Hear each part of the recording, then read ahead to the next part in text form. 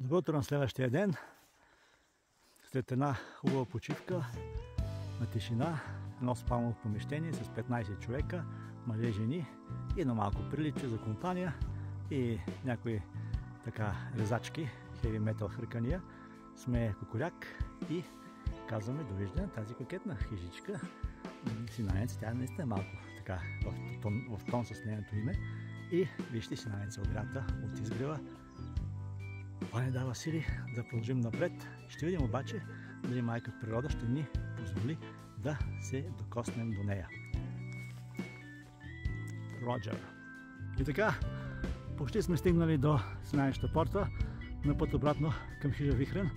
Виждате Рока Рама, каменядата и красавицата ни изпраща цялата огрята слънчеви лъчи. Да се полюбуваме за малко, тъй като след това ще превалим билото.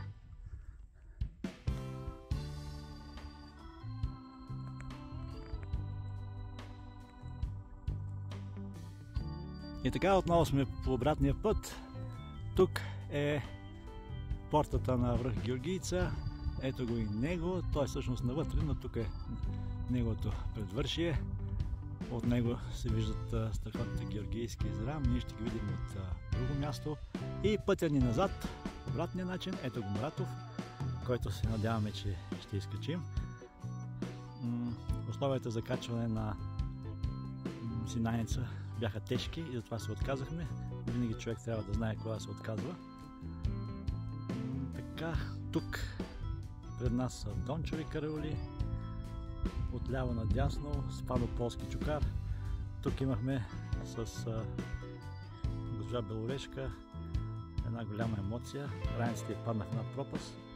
Ние се спуснахме в пропастта да я взимаме, че после отгоре, там където е вдясно Спадополски чукар, катерихме едно много стръмно и беше екшън. И натам зад него се вижда, това тук е Башлийски чукар. Виждате, има страхотно езеро. И надолу вече, там са големите върхове.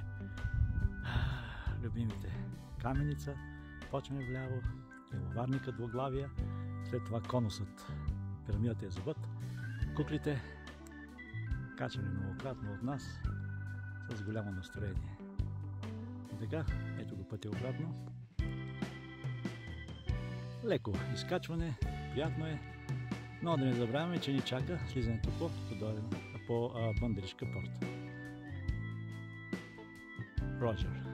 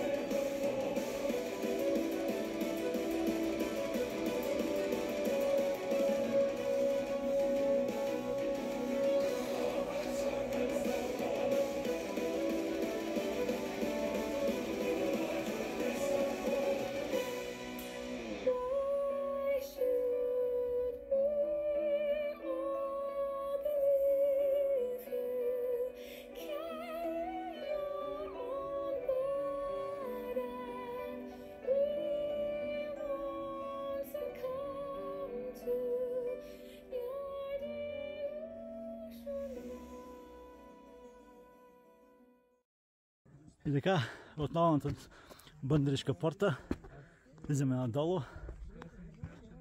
Предстои дълго спускане. Внимателно, тук сме уморени. Пред нас е Тодорка, виждате, голямата Тодорка най-вляво, средна и малка. Ето го, Екселсиора, Муратов, 2669 метра, който качихме и слязахме за час и половина с снимки. Горе, невероятна панорама, тъй като той е върх на централното било и почти целият Пирин се вижда.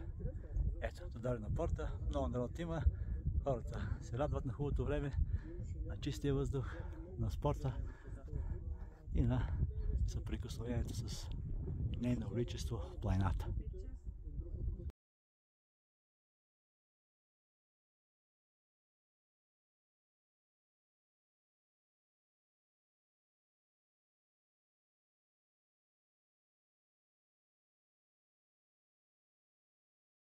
И ето, след 7 часа и половина преход, сме отново над хижа Вихрен.